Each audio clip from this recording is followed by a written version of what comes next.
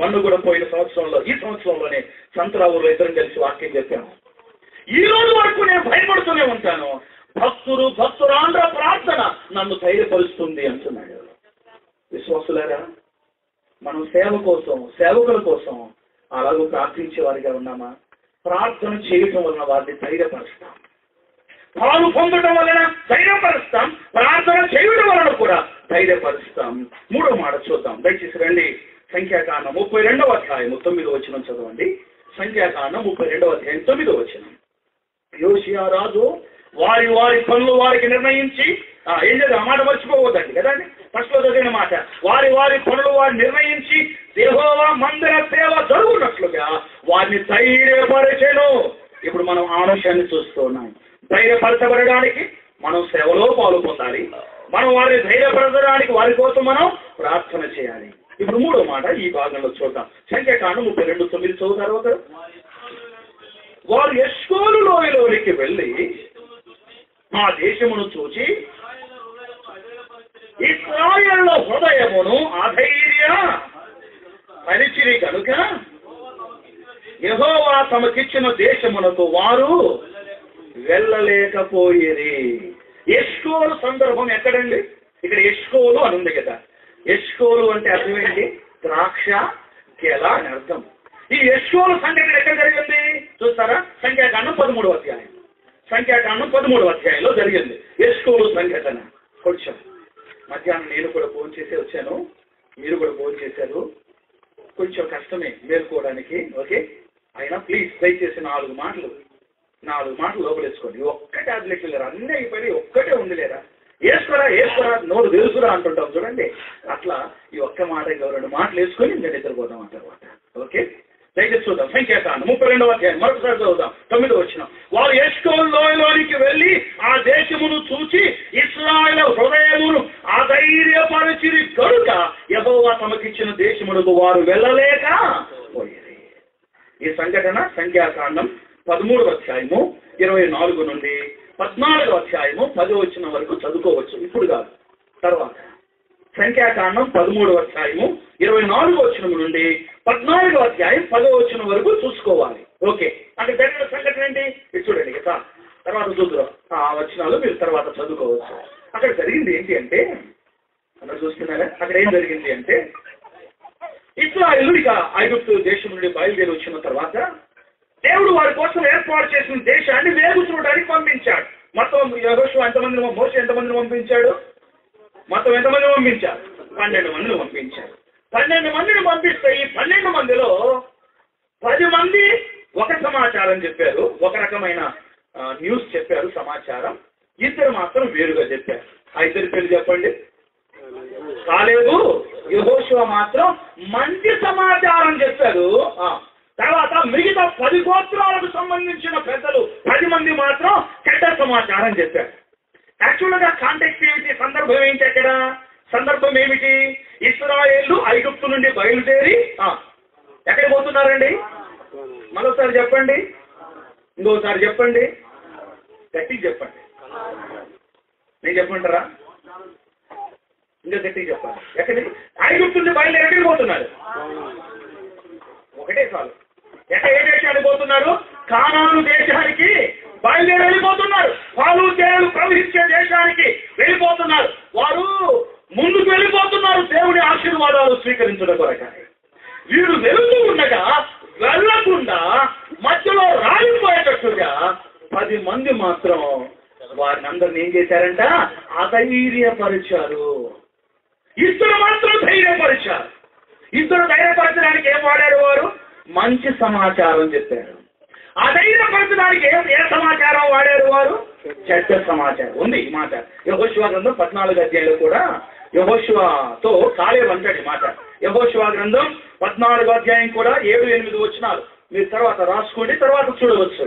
యెహోషువ గ్రంథం 14వ అధ్యాయము 7-8 వచనాల్లో యెహోషువతో కాలేబు అంటాడు, మన మోషే నన్ను పంపినప్పుడు ఇలాగ జరిగింది అన్ని సంగతులు చెప్తూ నేను చూచినట్టుగా నేను ఎవరికి భయపడక చూచినట్టుగా మంచి సమాచారం చెప్పాను అంటున్నాడు. సహోదరులారా, ఇటువంటి సహోదరులారా, సేవ చేసే వారిని ధైర్యపరచాలని నీకు ఆశ ఉందా? ప్రోత్సాహకరమైన 2 మాటలు పలకండి వాళ్ళకు చాలు. వచ్చిన సమస్య ఏంటో తెలుసా? దేవుని సేవలో ముందుకు సాగుతున్న వారిని అధైర్యపరిచి వారు కుంగిపోయినట్టు మాట్లాడతారు ఈ దినాల్లో. వచ్చిన సమస్య అది. సేవ చేసే వారు ముందుకు వెళుతూ ఉండగా, అదే పనైనా కావచ్చు, మందిర సేవ, యెహోవా సేవ, సహోదరుల సేవ, ఇలా సేవలో సాగిపోతూ ఉండగా ఇలాంటి సేవ చేస్తున్న వారికి 2 మంచి మాటలు పలకండి చాలు, వాళ్ళకి ధైర్యపరిచే మాటలు. ఒక మాట చెప్పనివ్వండి, చేత అయితే మంచి మాటలు పలకండి వాళ్ళతో, చేత కాకపోతే నోరు మూసుకొని ఉంటే సరిపోతుంది అంతే. మనుషుల మనసును గాయపరిచే మాటలు పలకవద్దండి ప్రియులారా.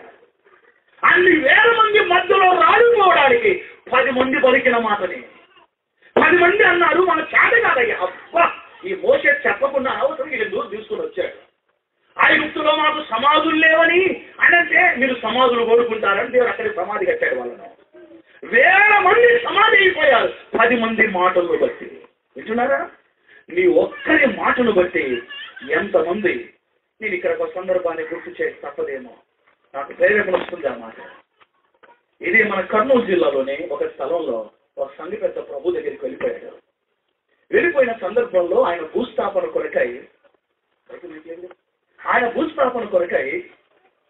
చాలా మంది సేవకులు వచ్చారు, నాయకులు కూడా వచ్చారు. అంటే సేవకుల్లో నాయకులు లేండి, వాళ్ళు కూడా వచ్చారు.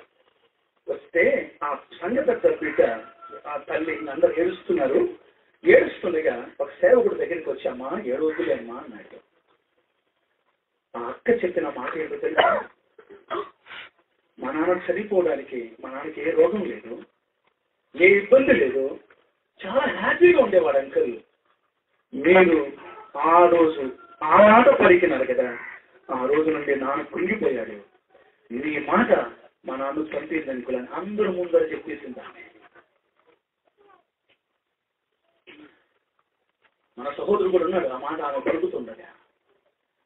నీ ఒక్క మాట ఆ దైవ సేవకుని ఇంత బాధ్యత కలిగి సేవకులు ఆ సంఘంలో ఇంత బాధ్యత కలిగి సేవ చేస్తున్నా, మా నాన్న సంఘ పెద్దగా ఉండి సేవ చేస్తున్నా, మా నాన్న మరణానికి కారణమైంది. విశ్వాసులారా జాగ్రత్త జాగ్రత్త. ఒక్క మాట నా నోటి నుండి వస్తూ ఉందంటే అది తోచి వారి క్షేమం కోసమే ఉండాలి, కానీ వారిని సమాధికి పంపించే మాటలు మాట్లాడవద్దండి. యెహోషువ కాలేబులు అన్నారు, మీరేం భయపడవద్దయ్యా, ధైర్యంగా ఉండండి, ఆ దేశాన్ని దేవుడు మనకిస్తాడు అన్నారు. అంతే, ముందుకు తీసుకుని పోయారు జనాలను. కొద్ది మాటలు ప్రజలను ధైర్యపరిచే, సేవలో ధైర్యపరిచిన సందర్భాలు. చదవండి నెహెమ్యా గ్రంథం 2వ అధ్యాయంలో. ఇంకొక సందర్భం జ్ఞాపకం చేసుకున్నాను. నెహెమ్యా గ్రంథం 2వ అధ్యాయంలో కూడా అక్కడ రాయబడిన మాట 2:18 రాయబడింది కదండి. నెహెమ్యా పురికొల్పుతున్నాడు ప్రజలను. పురికొల్పడానికి 2 మాటలు ఉపయోగించాడు అక్కడ. ఏంటి ఆ మాట చూడండి, నెహెమ్యా గ్రంథం 2వ అధ్యాయంలో. ఇదియు గాక, ఆ మాట గమనించండి, నాకు సహాయము చేయు దేవుని కరుణా హస్తమును గూర్చియు, రాజు నాకు సెలవిచ్చిన మాటలన్నిటిని గూర్చియు నేను వారితో చెప్పి తిని. ఒక నిమిషం 2 మాటలు చెప్పాడు నెహెమ్యా ప్రజలతో. ఏంటి? ఒకటవది దేవుని కరుణా హస్తము, 2వ మాట రాజు చేసే సహాయం. ఈ 2 చెప్పాడు అంతే, ఇంకేం ఎక్కువ చెప్పాలా.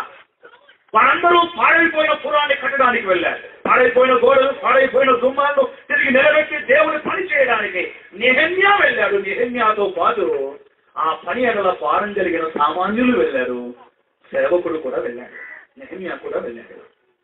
వీరందరూ వెళ్ళగా నెహెమ్యా తనతో ఉన్న వారిని ధైర్యపరచడానికి ఒక మాట అన్నాడు. అయ్యారా, మన ముందున్న పని చూడండి, ఏమన్నాడు తెలుసా? అద్భుతమైన మాట.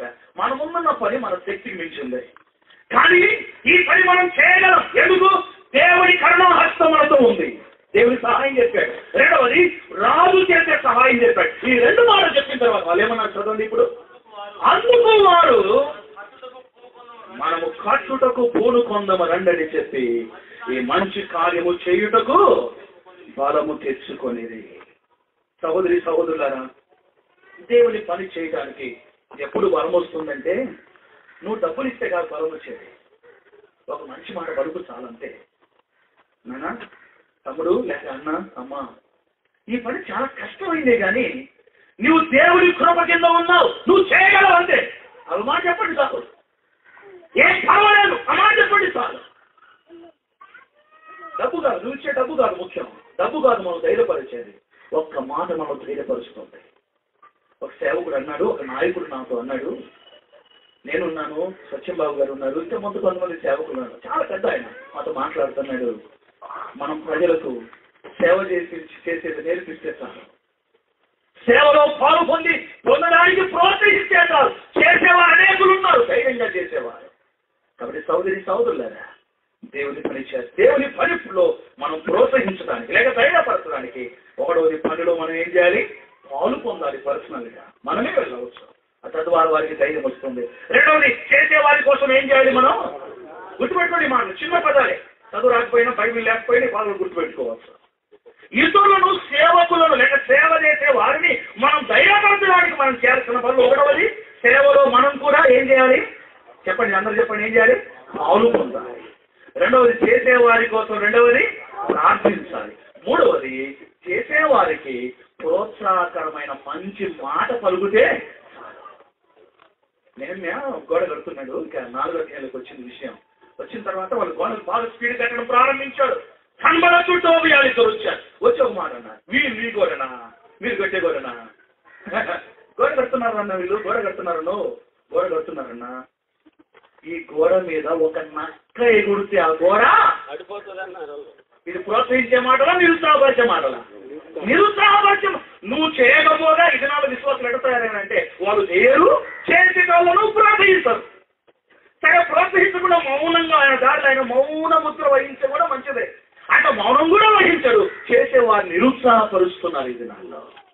కాబట్టి పిల్లలారా, సేవలో మనం నిరుత్సాహపరచకూడదు, అటువంటి వారిని ఒక మాట నన్ను ఈ ఉదయకాలం చాలా ఆదరించింది, నన్ను ఎంతగానో ప్రోత్సహించింది. ఆ మాట నేను చూపించాలనుకుంటే యెషయా గ్రంథం 41వ అధ్యాయం. ఈ పాయింట్కి అవసరమైన మాట, ఈ అంశానికి అవసరమైన మాట. యెషయా గ్రంథం 41వ అధ్యాయము 6-7 వచనాలు. 6-7 వచనాలు నేనే చదువుతాను వచనాన్ని. యెషయా గ్రంథం 41వ అధ్యాయము 6-7 వచనాలు. వారు తెరిచారా? యెషయా గ్రంథం 41వ అధ్యాయము 6-7 వచనాలు. వారు ఒకరికొకరు సహాయము చేసుకొందరు.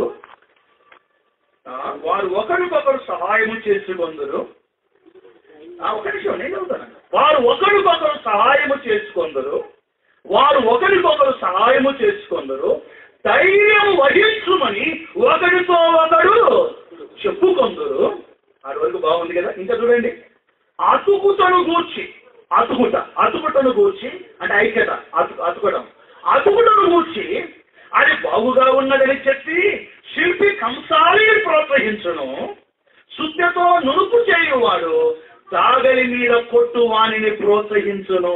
దాగలి అంటే ఇనుప దిమ్మె ఉంటుంది చూడండి, కట్టున్నప్పుడు దిమ్మె ఉంటుంది, దాని దాగలి అంటారట. అదేదో మొత్తం మీద తెలుగు డిక్షనరీలో దాగలి అంటే ఇనుప దిమ్మె ఉంది. మాటలు గమనించారు ఒకసారి, వాళ్ళు మాట్లాడుకునే మాటలు. కంసాలి ఏమంటున్నాడు? శిల్పి కంసాలిని ప్రోత్సహిస్తున్నాడు. శిల్పి కంసాలిని ప్రోత్సహిస్తూ ఉంటే ఈ శుద్ధతో కొట్టేవాణిని, శుద్ధతో నునుపు చేయవాడు ఆ కొట్టేవాణిని ప్రోత్సహిస్తున్నాడు. ఆ 5 వచ్చినప్పుడు చదువుతాం. 6 వచ్చిన ఏముంది? ఒకరికొకరు సహాయం చేసుకుంటున్నారు, ధైర్యం వహించుమని ఒకరితో ఒకరు చెప్పుకొనుతున్నారు. ఇది మన సంఘాల్లో ఉంటే మొదటి ఉద్యోగం మరలా వస్తుంది, మొదటి సేవా ఫలితాలు మరలా చూస్తామేమో. ఈ మధ్య ఒక ఆయన పాత సేవకుడు మా ఇంటికి వచ్చాడు, పెళ్లి కార్డు ఇవ్వడానికి. వచ్చి, ఎందుకయ్యా దూరం కావడానికి ఏం కారణం అంటే, ఏమి లేదు అన్నాడు. ఏమేమో మాట్లాడలేండి. ఇక ఆఖరికి అంటాడు, ఆ దినాల్లో జరిగినట్టు సేవ ఎక్కడ జరుగుతుంది లేనా అన్నాడు. ఎందుకు జరగడం లేదు? సేవ జరగడం లేదా? సేవ ఎందుకు జరగడం లేదు ఆలోచిస్తే ఇది పొదువైంది మనకు. ఒకరికొకరు ప్రోత్సహించుకోవడం, సహాయం చేసుకోవడం, ఇంత పురికొరపడం ఉందనుకోండి, అబ్బా ఎంతైనా చేయవచ్చండి సేవ. అన్నం కావాలన్నా, మనకు డబ్బు కావాలన్నా, ప్రోత్సహించడం అనేది అవసరం. ప్రోత్సహించే మాటలు మాట్లాడుకోవటం అవసరం. 3 విషయాలు చూశాను, నా సమయం అయిపోయింది. ఓకే, ఇంకో మాట చెప్పి నేను ముగిస్తాను. దేవుని సేవలకు మనం ప్రోత్సహించడానికి నంబర్ 1 మొదటి మాట ఏం చూసాం? పాలు పొందాలి. ఏ దాంట్లో పాలు పొందాలి? సేవలో పాలు పొందాలి. రెండవది ఏం చేయాలి? మనం ప్రార్థించాలి. మూడవది ప్రోత్సహించే మాటలు పలకాలి. 4వ మాట చూద్దామా? ఇప్పుడండి మళ్ళా దిందుతాంత గ్రంథమే మనం ఫస్ట్ చదివాం కదా, అక్కడికి వద్దాం. దినవృత్తాంతం 2వ గ్రంథం 32వ అధ్యాయము. నా సమయం అయిపోయినట్లయితే ఒకవేళ ఎవరైనా గుర్తు చేయవచ్చు స్థానికులు. ఓకే, దినవృత్తాంతం 2వ గ్రంథం 35వ అధ్యాయము. ఎవరైనా ఒకరు 15వ వచనం చదవండి. 15వ వచనం. అక్కడ 4 అంశాన్ని జ్ఞాపకం చేసి నేను ముగిస్తాను. మరియు ఆసాపు అది విషయం. మరియు ఆసాపు సంతతి వారగు గాయకులను హేమానులను రాజునకు దీర్ఘదర్శియకు ఎదూతును దావీదు నియమించిన ప్రకారముగా తమ స్థలమందుండిరి. ఓకే, ఆ తర్వాత ద్వారములన్నిటి యొద్దను ద్వారపాలకులు కనిపెట్టుతుండిరి. వారు తమ చేతిలో పని విడిచి. ఇక్కడ నుంచి బాగా వినాలి, మీరు అందరూ బాగా గమనించాలి. బైబిల్ లేని వారు ఇంకా బాగా వినాలి. నేను ఎందుకు ఈ మాట బైబిల్ లేనివారు అంటే, ఒకవేళ తెచ్చుకున్నా తెరవడానికి చదువు రాదు కనుక చాలా జాగ్రత్తగా వినాలి ఈ మాటను. ఇప్పుడు నేను చదువుతున్నాను, ఇక్కడ నుంచి నేను చదువుతాను. వారు తమ చేతిలో పని విడిచి అవతలికి వెళ్ళిపోకుండానట్లు వారి సహోదరులకు లేవీయులు వారి కొరకు సిద్ధపరిచిరి. ఇక్కడ చూస్తారా, ఇటు పని జరుగుతుంది. అండ్ ఆ తర్వాతనే మనం 16 వచ్చిన ఆ ప్రకారముగా ఆ దినమున యెహోవాకు లోపము లేని సేవ జరిగింది. అది మర్చిపోకూడదు. మెయిన్ అయితే లోపము లేని సేవ జరగడానికంటే ముందు ఏం జరిగిందో చూస్తూ ఉన్నాం. ఓకే, ఏం జరిగిందంటే ఇక బలి తీసుకుని వచ్చారు, బలి అర్పించారు, కొందరు లేవీలు అర్పించారు. ఇక ఆ కార్యక్రమం అంతా జరుగుతుంది. జనాలకు భోజనాలు పెట్టారు, మరి కొంతమంది సిద్ధం చేస్తున్నారు. ఇలాగన్నీ జరుగుతూ ఉన్నాయి. పని చేసే వాళ్ళు ఉన్నారు అక్కడ. ఎందుకు? ద్వారములన్నిటి కూడా కనిపెట్టుకునే వాళ్ళు ఉన్నారు. ఒకవైపు మహా ఉద్యమానికి ప్రారంభం ఈ 35వ అధ్యాయం అన్నమాట. ఇలా జరుగుతూ ఉండగా పనిచేసేవారు, వినండి, పనిచేసేవారు తమ పనిని పక్కన పెట్టకుండా మిగతా వాళ్ళు ఏం చేస్తున్నారో తెలుసా? పక్కన ఉన్న వాళ్ళు ఈ పనిచేసే వాళ్ళ కోసం ఆహారము సిద్ధం చేసుకొని తీసుకుని వస్తున్నారు. కొన్నిసార్లు నేను మా ఇంట్లో అడుగుతూ ఉంటాను, చాలా బిజీగా ఏదైనా చేసుకుంటూ టైప్ చేయటమో లేకపోతే చదవటమో రాయటమో ఏదో చేస్తుండగా అన్నం తినని ఈ నాకు ఇది ఒక పెద్ద సమస్య. అన్నం తినమని చాలా బలవంతం చేస్తారు. అప్పుడు కొన్ని సందర్భాలు నిజంగా నేను తినాలనుకుంటే కలుపుకొని స్పూన్ పెట్టి తీసుకురా అంట. చాలాసార్లు అట్లా కలుపుకొని స్పూన్ స్పూన్తో తినడం పనికి అర్థం లేకుండా ఉండడానికి. నేను అనుకుంటాను, వీళ్ళందరూ పని చేస్తుంటే లేవీయులు, యాజకులు, సహోదరులు. మీరు గమనించండి, 35 చాప్టర్లో 35వ అధ్యాయంలో సహోదరులు అనే మాట ఎన్నిసార్లు ఉందో ఇప్పుడు కాదు తర్వాత చూడండి. ఓకే, వారి సహోదరులు పని చేస్తుండగా మిగతా వారందరూ కూడా భోజనం సిద్ధం చేసుకొని, ఒకవేళ ఆ పని ఆదుకున్న వీళ్ళు చేశారు అంటే నేను అనుకుంటాను అవసరమైతే 2 చేతులతో పనిచేసే వాళ్ళ కోసం తిరిపించారేమో కూడా. మీరు పని చేయండి, మేము సిద్ధం చేస్తాం, తీసుకొచ్చాం, వండాం, అది వండాం, ఇది వండాం, అన్ని సిద్ధం చేస్తాం. మీరు పని చేస్తూ ఉన్నాడు. పని ఆగకూడదు. మీరు కడుపు మారకూడదు. పని ఆగకూడదు, మీ కడుపు మారకూడదు. ఇదిగో తీసుకోండి, తినండి అని ఒకవేళ ముద్దలు కలిపి పెట్టారేమో. అదండి ప్రోత్సహించడం అంటే. దేవుని పనిని నువ్వు చేయకపోగా చేసేవాడిని ధైర్యపరచడం అంటే అర్థం ఏంటంటే వారికి కావలసినవి సిద్ధం చేయటం. వారికి కావలసిన సిద్ధం చేస్తున్నామా? ఇక్కడ లేవీయులు ఆహారం సిద్ధం చేశారు. యేసు ప్రభు కూడా యోహాను సువార్త 4వ ఒంటరిగా ఎందుకున్నాడండి? యోహాను సువార్త 4 ఉందే బైబిల్లో. నేను అపోక్రిప చెప్పినంత సీరియస్ చూస్తున్నాను. యోహాను సువార్త 4వ యేసు ప్రభు ఉన్నాడు కదా, కనపడ్డాడు మీకు ఎవరన్నా? ఉన్నాడు. యేసు ప్రభు ఉన్నాడు. 4వ అధ్యాయం ఒంటరిగా కూర్చున్నాడు. ఎక్కడ కూర్చున్నాడు ఆయన? ఏ బావి? యాకోబు బావి. ఓకే, యాకోబు బావి దగ్గర కూర్చున్నాడు. ఎవరు వచ్చారు మధ్యాహ్నం పూట? సమరిస్తూ తెలుసు కదా అతనిదంతా. ఓకే, యేసు ప్రభు ఎందుకు అక్కడ ఒంటరిగా? శిష్యులు ఏమైనారు అక్కడ?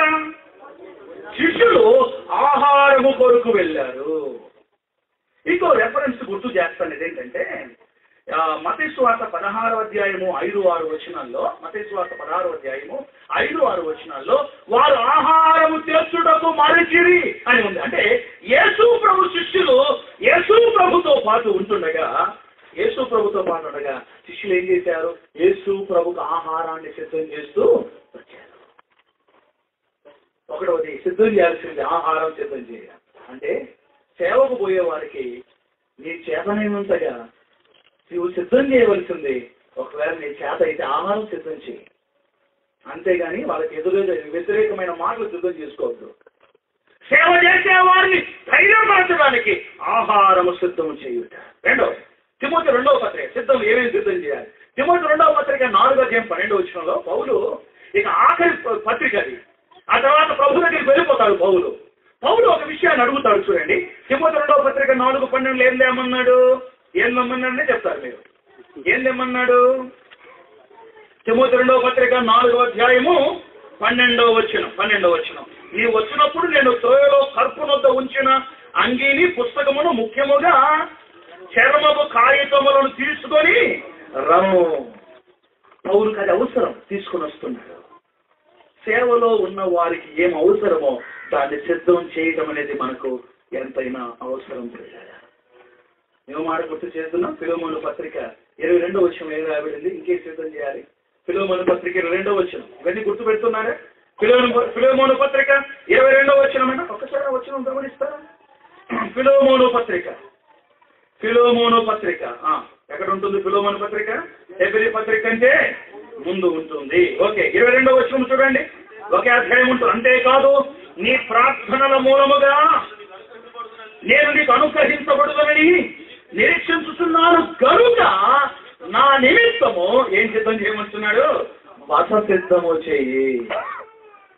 అంటే నా దగ్గర ఏమీ లేదన్నా, సేవకులకు డబ్బులు ఇవ్వడానికి, సేవకు డబ్బు ఇవ్వడానికి, సేవలో పాల్గొందే వారికి ఏదైనా సహాయం చేయడానికి నా దగ్గర ఏమీ లేదు. కానీ నాకు మంచి ఇల్లు ఉంది, చక్కగా మంచం వేసి వాళ్ళు విశ్రాంతి తీసుకోవడానికి ఏర్పాటు చేద్దాం అనే ఆలోచన కూడా సేవలో ధైర్యపరుస్తుంది. మా ఇంటికి వదుతూ పోతున్నవాడు దైవజనుడు కనుక భక్తి దైవజనుడా ఇంకేముంది అక్కడ? అదేండి నేను మా సంఘంలో చెప్పాను, అందరినీ ఆహ్వానిస్తాకండి. ఒక ఆయన వచ్చాడు, మామూలు వైరుతో అందిన బుట్ట, వైరుతో ఇప్పుడు అర్థం లేదండి, వైరుతో బుట్టలు తంటుండే, ఆ బుట్ట పట్టుకొని వచ్చాడు అనమాట. ఒక రోజు వచ్చి బ్రదర్ అని పిలిచాడు. నేనే బయటికి పోయినా.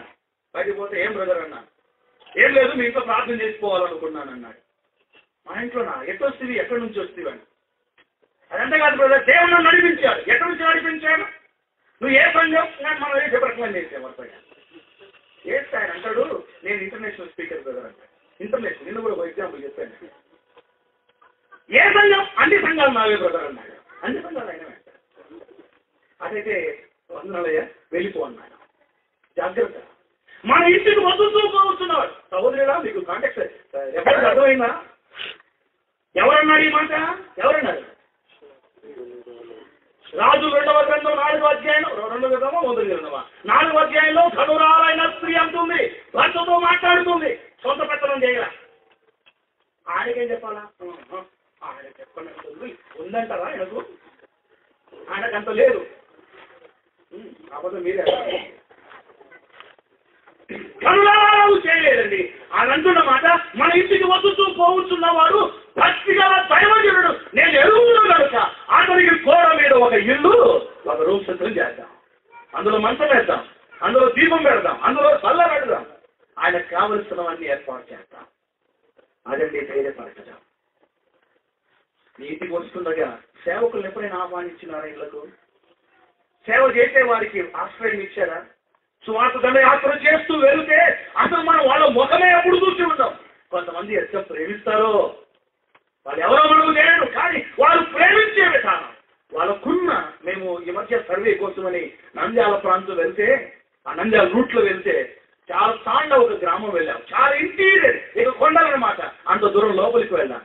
మేము ఆటో నిలబెట్టే సహోదరులందరూ పత్రిక పంచడానికి ముందుకు వెళ్ళారు. నేను ఆటో దగ్గర ఉన్నాను, వాక్యం చెప్తున్నాను. ఆటో మీద మైక్ పెట్టి వాళ్ళ లోపలికి వెళ్ళి వచ్చేసరికి వారితో కూడా పెద్ద ఆయన వచ్చారండి. అబ్బా, ఈ రోజు వరకు అది నా చెవులోనే ఉంది. ఆయన ఇచ్చింది అసలు ఆ వణుకుంటూ ఆయన పరిస్థితి ఎలా ఉందంటే అసలు చూస్తూనే ఎంతో భయపడుతుంది.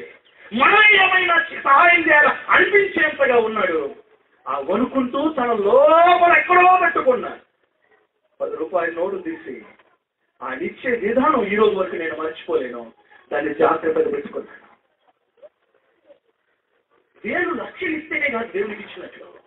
నీకున్న స్థితిలోనే ఎప్పుడైనా దేవుని సేవను ఆహ్వానించి మనం ప్రోత్సహించామా? మా ఇంటికి వస్తారులేనా తెలుసారు ముందు అన్నారు, రండి ప్రార్థన చేయలేండి అనరు. ఈ దినాలు ఏం నేర్చుకున్నారు?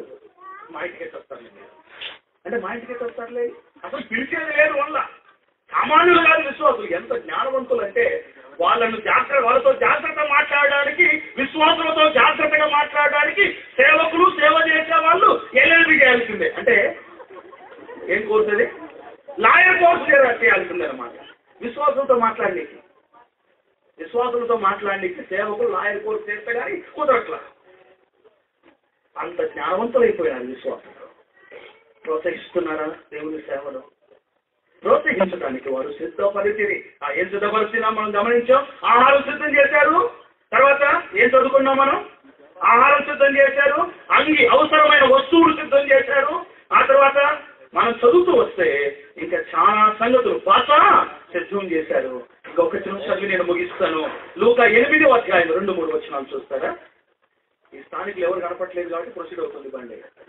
లూకా సువార్త 8వ అధ్యాయం 2-3 వచనాలు. 2-3 వచనాలు వస్తారా? వచ్చిన చదవండి. లూకా సువార్త 8వ అధ్యాయం 2-3 వచనాలు. 2-3 వచనాలు త్వరగా చదవాలి. 12 మంది శిష్యులు,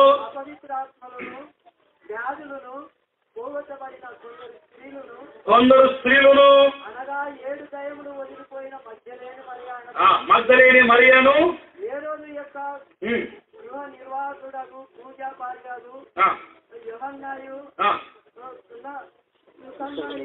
ఓకే సుసన్నాయు ఆయనతో కూడా ఉండి. అది 2వ వచనము. ఓకే, ఇప్పుడు 3వ వచనం చదవండి. వీరును ఇతరులు అనేకులను, కొంచెం గుండె మీద గట్టి గుండెని పట్టుకుని మాట చదువుకుందాం మనం. గుండెని గట్టి పట్టుకొని చదువుకోవాలి ఈ మాటను. ఓకే, వీరును ఇతరులు అనేకులను తమకు కలిగిన ఆస్తితో వారికి ఉపచారము చేయుచూ వచ్చేది. వీళ్ళకి ఎంత ఛాన్స్ దొరికిందండి. ఒక ఆయన అంటున్నాడు, అన్నా వద్దులేనా నేను అంటున్నాను. అన్నా ఛాన్సీ అన్నా ఆయన అడుగుతున్నాడు. నాకు వెంటనే అర్థం కాదు కొంచెం ఛాన్సీ. వీళ్ళకి ఎంత ఛాన్స్ దొరికిందో, ఎవరికి ఉపచారం చేసే ఛాన్స్ దొరికింది? ఈ స్త్రీలకు అనేకులకు ఎవరికి ఉపచారం చేసే ఛాన్స్ దొరికింది? శిష్యులకును ప్రభువైన యేసుకు ఉపచారం చేసే అవకాశం దొరికిందండి. ఎట్లా చేశారంటే తమ ఆస్తితో. నిన్న చదివింది వాస్తవమే కదా. ఇక్కడ ఆస్తిలో, ఇక్కడ ఆస్తితో అని ఉంది. సామెతల గ్రంథం 3వ అధ్యాయము 10వ వచనం ఆఖరిలో కదా. ఆస్తిలో ఏం చేయాలి మనము? భాగం. అంటే వీళ్ళు ఇచ్చినట్టే కదా. ఇంకా ఆస్తితో దేవుని సేవిస్తున్నాడు. వెళ్ళారా? నువ్వు ఇట్లా సిద్ధపరిస్తే చాలు. దేవుని పనిలో ఏది అవసరమో నీకేం చేత కాలేదు. చాలా కాలం క్రితం ఒక ఆయన నేను చాలా ఒక పల్లెటూరుకి వెళ్ళాను. ఈ కోస్టల్ ఏరియాలోనే, కోస్టల్ ప్రాంతంలో వెళ్ళాను. మీటింగ్ అయిపోయింది. రైల్వే స్టేషన్ గుంటూరుకు వచ్చారు. నన్ను ఎక్కించడానికి అందరూ వచ్చారు, సంఘస్థులు అందరూ వచ్చారు. వచ్చిన తర్వాత అందరూ చెప్తున్నారు మంచిదని, మా కోసం కాదు, ఇవన్నీ జరుగుతూ ఉన్నాయి. ఒక పెద్ద ఆయన దగ్గరికి వచ్చాడు. నా చేయి పట్టుకొని దూరంగా తీసుకుపోతున్నాడు. ఏమయ్యా ఏమంటుంది చెప్పండి అంకుల్ అంటే, దగ్గర రానా అనుకుంటా దూరంగా తీసుకుపోయినాడు. 2 కోర్చులు దాటేంత వరకు తీసుకుని వెళ్ళి, మోదన్ నేను ఏమీ ఇవ్వలేనయ్యా, ఏదో చేయాలనుకున్నాను. ఈ పెన్ను కొని ఇప్పటికి 2 సంవత్సరాలు అవుతుంది. రీపులు ఇప్పటికే చాలాసార్లు మార్చాను. నా దగ్గర ఈ పెన్ను ఒకటి ఉంది మోదన్, గుర్తుగా తీసుకుని ప్రార్థన చేయను. అంకుల్ వద్దులేదు అంకుల్, నీకోసం ఖచ్చితంగా ప్రార్థన చేస్తాను, ఆ మనసుంటే చాలు అంటే, లేదు నాన్న ఈ పెన్ను తీసుకొని ఓ పాత పెన్ను చేతిలో పెట్టాడంటే, ఆయన పెట్టిన పెన్ను కాదు ముఖ్యం, ఆయన మనసు ముఖ్యం. ఆయన మనసు ఏంటి అంటే, నేను ఏదో ఒకటి చేయాలి దేవుని సేవకునికి. విశ్వాసులారా, మనసుందా? ఇట్లా ప్రోత్సహిస్తున్నామా? ధైర్యపరుస్తున్నామా? మనం చదువుకుని వచ్చినది కదా. 2వ గ్రంథం 35వ అధ్యాయం 2వ వచనం చదువుకున్నాం. ఏం చదువుకున్నా? వారి పనులు వారికి నిర్ణయించి, ఫస్ట్లో మర్చిపోరు, వారి పనులు వారికి నిర్ణయించి, తర్వాత యెహోవా మందిర సేవ జరుగునట్లుగా వారిని ధైర్యపరిచెను. ప్రార్థన కలుగుంచండి. ఒక్కసారి పరీక్ష చేసుకున్నాం. సేవను మనం ఎంతవరకు ధైర్యపరిచాం, ప్రోత్సహించాం. నువ్వు ప్రోత్సహించడం వలన పరలోకంలో ఫలితం ఉంటుంది నీకు. అంతే. ప్రోత్సహించడంలో 4 విషయాలు చూసాం. పాలు పొందడం వల్ల ప్రోత్సహిస్తాం, ప్రార్థించడం వలన ప్రోత్సహిస్తాం, ప్రోత్సహించే మాటలు పలకడం వలన